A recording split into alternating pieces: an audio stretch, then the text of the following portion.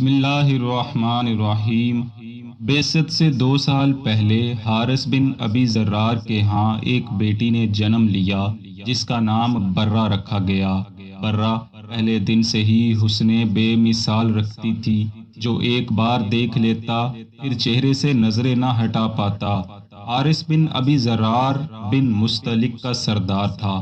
جوں جوں برہ جوان ہو رہی تھی، اس کے حسن و جمال میں خوب نکھار آتا جا رہا تھا۔ یہ والدین کی خوب لاڈلی تھی کہ جو منہ سے کہہ دیتی والدین فوراً پورا کر دیتے۔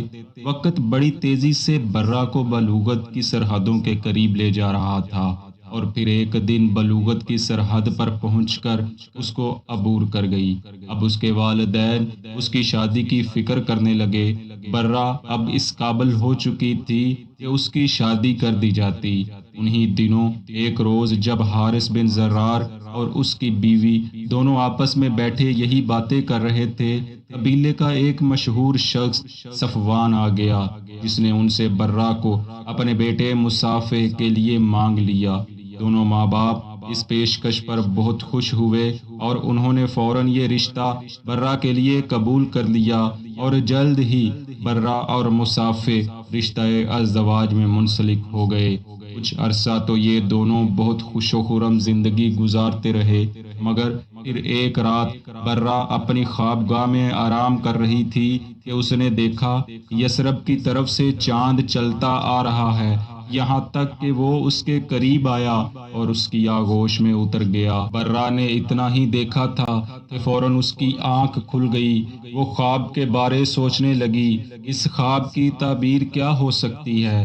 یثرب میں تو اس وقت محمد صلی اللہ علیہ وآلہ وسلم کا دین عروج پر ہے، تو کیا یہ چاند محمد صلی اللہ علیہ وآلہ وسلم ہے؟ نہیں، ایسا نہیں ہو سکتا۔ میرا شوہر، میرے والدین اور میرا قبیلہ تو محمد صلی اللہ علیہ وآلہ وسلم کا بہت بڑا دشمن ہے، یہ کیسے ممکن ہے؟ برہ نے اس خواب کا ذکر کسی سے نہ کیا، مگر نہ جانے دل میں اس خواب کی کیا تعبیر لی اور مسکرا دی۔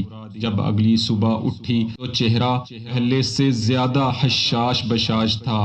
برہ کے شوہر مصافحہ نے پوچھا، کیا بات ہے؟ آج تم خلاف معمول خوش نظر آ رہی ہو۔ برہ نے شوہر کو اصل حقیقت نہ بتائی اور بات کو ٹال دیا۔ انہی دنوں برہ کے والد حارث بن ذرار نے مدینہ پر یلغار کی نیت سے تیاریاں شروع کر دیں۔ وہ اور اس کا قبیلہ مسلمانوں کی بڑھتی ہوئی طاقت کو کسی صورت قبول نہیں کر سکتے تھے۔ بس جیسے ہی انہوں نے جنگ کی تیاریاں شروع کی، اس کی خبر پیغمبر آخر الزماں حضرت محمد مصطفیٰ صلی اللہ علیہ وآلہ وسلم تک بھی پہنچ گئی۔ آپ نے قریباً 1000 مجاہدین کے لشکر کے ساتھ بنی مستلق کی طرف کوچ فرمایا، اور اس سفر میں آپ کے ہمراہ ام المؤمنین حضرت عائشہ اور سلمہ بھی تھیں۔ دوسری طرف حارث بن ذرار اور اس کے قبیلے کو جو ہی پیغمبر اسلام کے لشکر جدید کی خبر ملی تو انہوں نے راہ فرار اختیار کرنے میں ہی عافیت سمجھی، مگر قبیلہ میں موجود چند افراد نے صفیں باندھی اور مسلمانوں پر تیروں کی برسات شروع کر دی۔ انہوں نے خوب ڈٹ کر مقابلہ کیا، لیکن لشکر اسلام کے سامنے زیادہ دیر قائم نہ رہ سکے اور میدان چھوڑ کر بھاگ کھڑے ہوئے۔ ان کے 10 لوگ واصل جہنم ہوئے، جن میں برہ کا خاوند مصافحہ بن صفوان بھی تھا، اور 2000 اونٹ، 5000 بکریاں مال غنیمت میں ملی، اور 200 گھروں کے کم و بیش 600 مرد، عورتیں اور بچے اسیر ہوئے، جن میں اہم ترین شخصیت رئیس قبیلہ کی بیٹی برہ بھی تھی۔ مال غنیمت کو مجاہدین میں بانٹ دیا گیا اور قیدیوں کو لوگوں میں تقسیم کر دیا گیا، اور برہ بنت حارث حضرت ثابت بن قیس بن شماس رضی اللہ عنہ اور ان کے چچا زاد بھائی کے حصے میں آ گئی۔ برہ نے حضرت ثابت سے کہا، میں مکاتبہ بننے کے لیے تیار ہوں، یعنی آپ جو رقم چاہتے ہیں میں آپ کو دوں گی، مگر اس کے بدلے آپ مجھے آزاد کریں گے۔ چنانچہ حضرت ثابت نے برہ سے کہا، ٹھیک ہے، آپ مجھے 9 اوقیہ سونا دے دیں، میں آپ کو آزاد کر دوں گا۔ اب یہ معاملہ تو طے ہوا، مگر برہ کے پاس دینے کے لیے اتنا سونا نہیں تھا۔ برا نے سوچا میرے پاس تو اتنا سونا نہیں ہے، کیوں نہ میں ان کے نبی کے پاس اپنی عرض لے کر جاؤں۔ بس برا نے یہ سوچا اور نبی اکرم صلی اللہ علیہ وآلہ وسلم کے در اقدس پر جا دروازہ کھٹکھٹایا۔ یعنی برا اب اپنے خواب کی تعبیر کی طرف بڑھ رہی تھی۔ ام المؤمنین حضرت عائشہ صدیقہ رضی اللہ عنہا فرماتی ہیں، وہ نہایت حسین و جمیل دوشیزہ تھی، نگاہیں اس پر جم جاتی تھیں۔ جب وہ رسول اللہ صلی اللہ علیہ وآلہ وسلم کے پاس اپنی قسطوں کی ادائیگی میں مدد لینے کے لیے آئی اور جب وہ ہمارے دروازے پر آ کر کھڑی ہوئی تو مجھے بہت بری لگی، کیونکہ مجھے یقین ہو گیا کہ رسول اللہ صلی اللہ علیہ وآلہ وسلم جب اسے دیکھیں گے تو آپ کو بھی وہ چیز ضرور دکھائی دے گی جو میں نے دیکھ لی ہے۔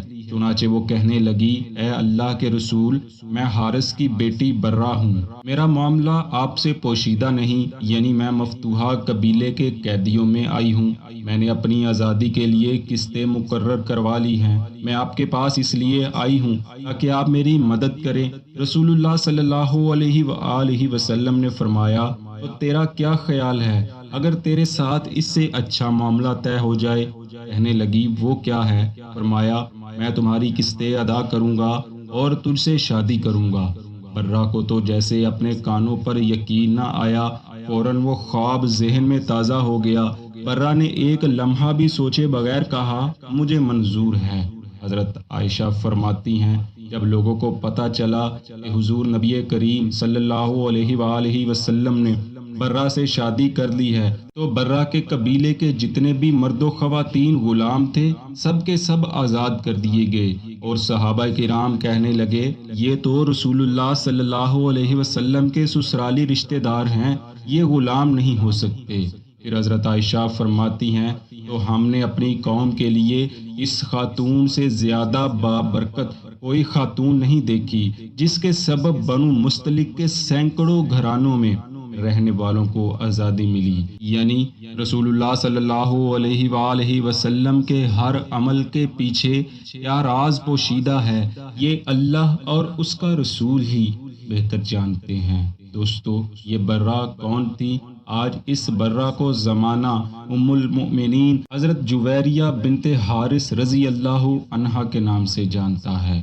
ایک دوسری روایت میں ہے کہ آپ کے والد حضرت حارث بن زرار نے بھی اسلام قبول کر لیا تھا، اور رسول اللہ صلی اللہ علیہ وآلہ وسلم نے آپ کے والد کو حضرت جویریہ رضی اللہ عنہا کے لیے نکاح کا پیغام بھجوایا تھا۔